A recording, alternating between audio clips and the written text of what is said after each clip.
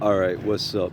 So, I've been working on my chakras, right? Nothing new, but I've realized that it is not a conspiracy, but it's not exactly true that there's seven chakras. And I don't say this to like break anyone's bubble if you've been practicing yoga, but like the higher you go, that you realize that you can activate more chakras.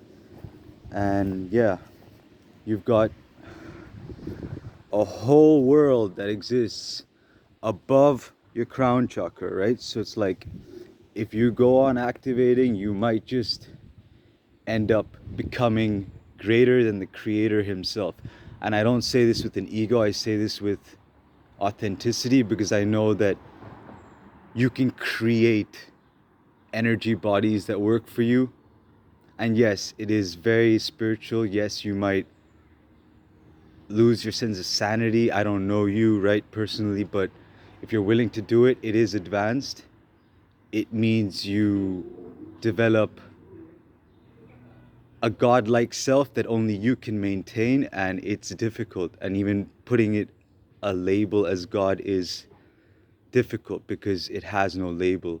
The chakras are your personal, it's higher than the thought realm, right? So it's like if you're not ever thinking, you practically become a walking vessel that you can control.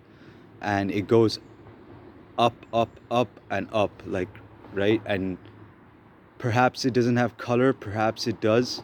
I am still discovering, but once it's activated, it's your, um, for lack of better terms, duty to protect it because it is difficult to keep it active. After a certain point, it can become draining depending on how well you've understood your own physical vessel, but it's possible. And yeah, I'd say work on the black chakra, which separates you from the creator himself, if there was one.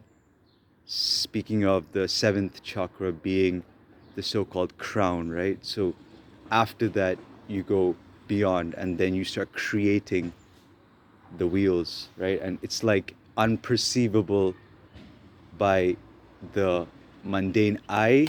Not to say that it's not perceivable, but you get what I mean, right? After a certain point, you become light as a feather, but you're aware that you're light as a feather, right? So, high advanced yoga, but you can't really classify it because after a certain point,